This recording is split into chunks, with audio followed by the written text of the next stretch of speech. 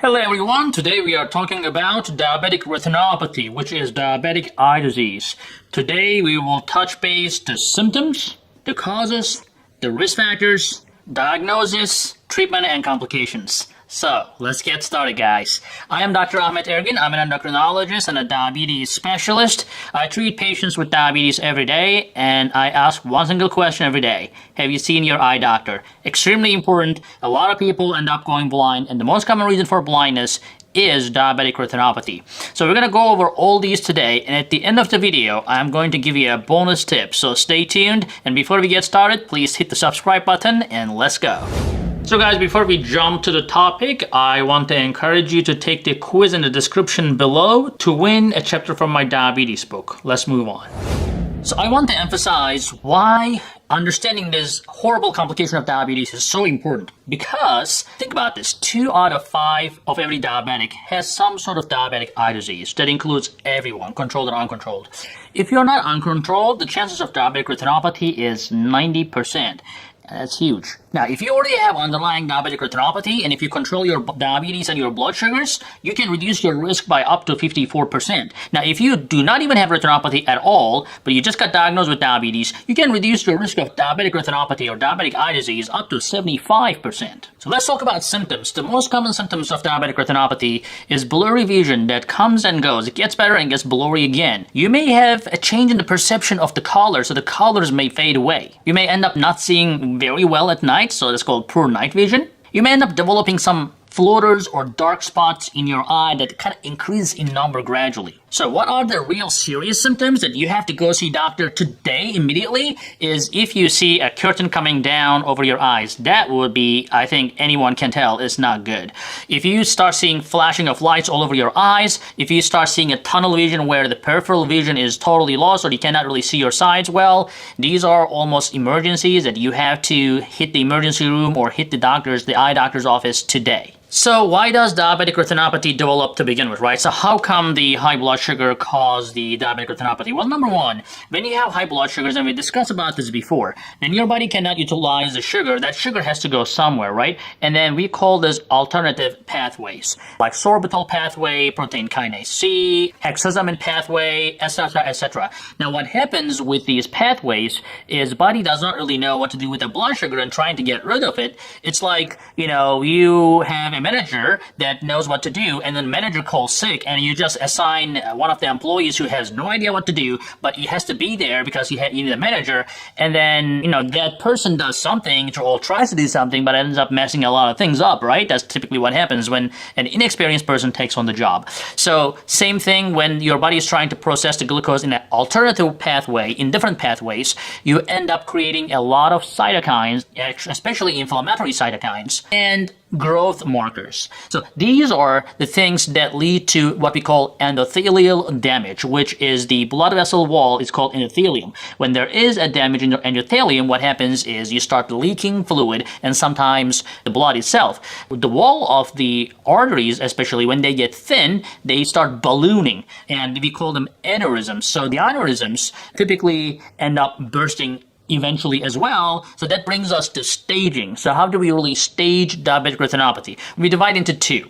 So one is non-proliferative, one is proliferative. So what does the proliferative, the blockage in those arteries induces the growth factors for other new vessels to develop. And the new vessels are not as good or strong. Now, this formation of that new blood vessels are called proliferation. So that's why we call them first non-proliferative, which means, this is the initial stages of diabetic retinopathy where you're not really getting these new weak vessels yet or the arteries yet, but you start seeing certain features in the eye.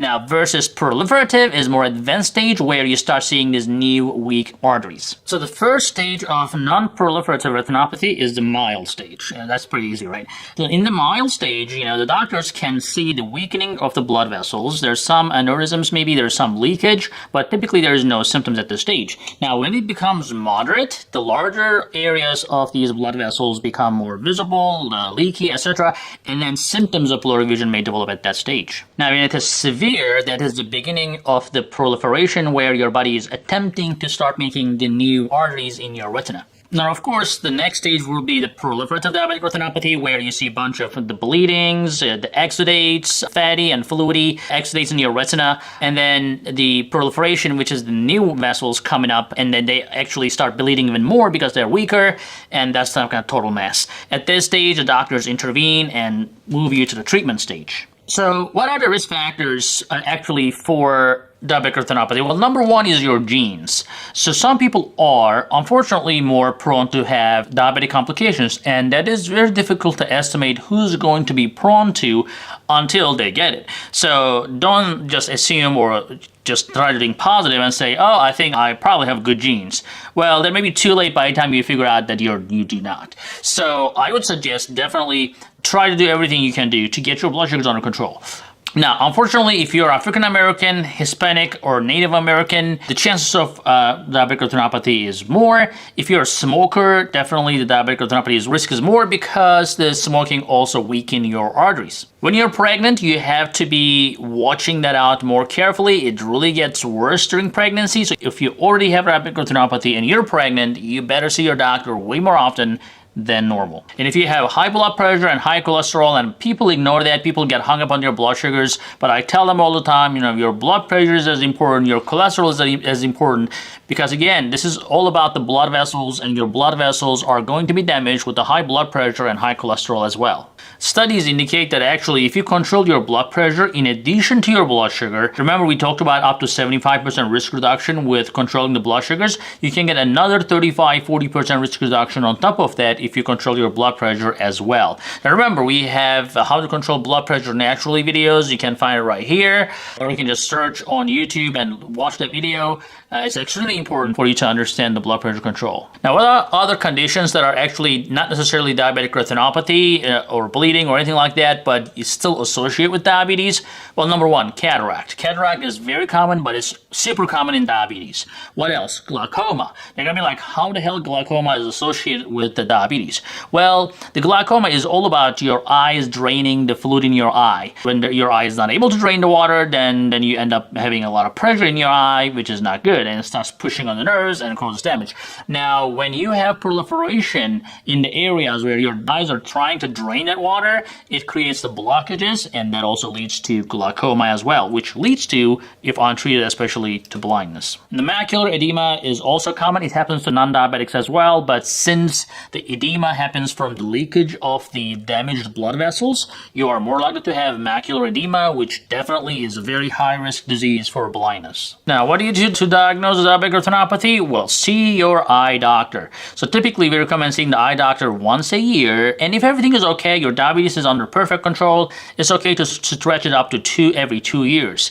But if you already have some retinopathy going on at least every year, and in some cases, doctors may want to see you every 6 or even 3 months for your eye examinations. So what are the treatment options? Well, your eye doctor will do a few things. Most commonly nowadays, they use something called VEGF, which is a VEGF inhibitors. They are basically injecting a substance to your eye to inhibit the proliferation of the new vessels we talked about. They will sometimes do a laser photocoagulation, which is basically burning the leakage points and making sure that your blood vessels are not leaking anymore. Sometimes they will do a pen photocoagulation, which basically does decrease the proliferation in your entire retina. And finally, they sometimes will do something called vitrectomy, and that is a procedure where they go in and remove all the blood from your vitreous area. Vitreous area is a liquidy, watery area behind your eye, and sometimes acute bleeding happens, and you may have a temporary vision loss, and that will definitely need intervention. Another scary thing that happens to some diabetics is retinal detachment. So that's basically because of the scar tissue. And remember, when your body is trying to heal something, it creates scar. And when there is a scar in your retina, it starts pulling the retina off of your wall of your eye. And when that happens, that's definitely the reason for blindness. So they can reattach it, but you may not be always very lucky. So don't wait until you have retinal detachment. So I hope, guys, this helped you so far. And if it did, please subscribe. And remember to take the quiz at the end of this video. And remember, do not wait until the complications develop. We have a lot of antioxidants in the foods or in the supplements that can help you. But the most importantly, you will have to understand the importance of diabetes control. There's so many ways to do it. The diet, the exercise, the supplements, the medications, whatever you have to do, you have to get these blood sugars under control today to prevent the complications later. So I hope, guys, this helped. Again, subscribe, like, share, and we will see you in the next video. Hey guys, I hope you're enjoying this channel so far, and I hope you subscribed already. If you didn't, do it. And if you did, watch this video right there. I think that will help you too.